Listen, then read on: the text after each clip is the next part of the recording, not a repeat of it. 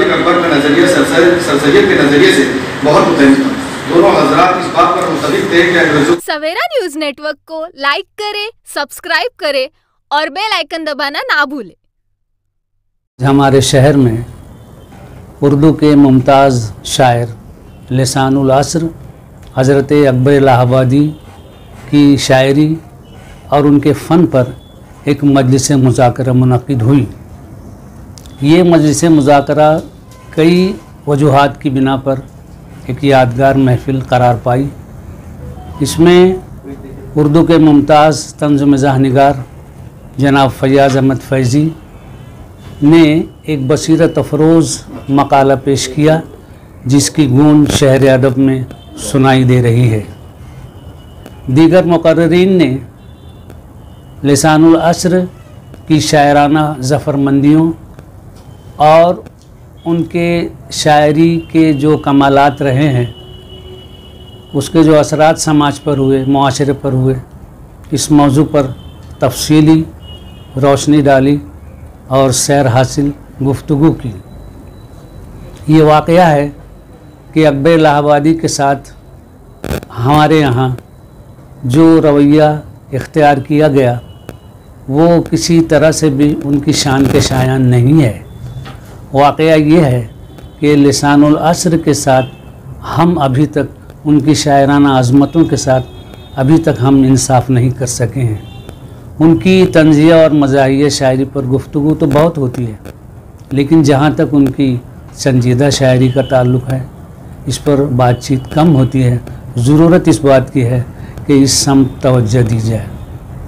अकबर साहब ने 75 बरस की उम्र पाई और ख़ुद उन्होंने अपनी शायरी को 5 अदवार में तकसीम किया है और चंद शेर तो ऐसे अकबर ने दिए हैं कि जो हमारी शायरी में हमेशा हमेशा ज़िंदा व पाइंदा रहेंगे। मसलन सहाफ़त का जब ज़िक्र होता है तो उनका एक शेर हवाले के तौर पर सामने आता है।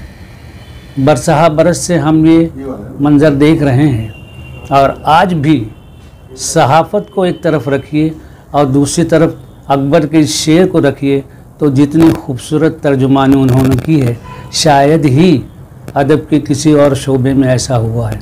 खींचो न कमानों को, न तलवार निकालो, जब तो मुकाबिल हो तो अखबार निकालो। सहाफ़त पर इतना अच्छा तबसरा शायद ही किसी ज़बान में इतने मुख्तसर लफ्ज़ों में किया गया हो।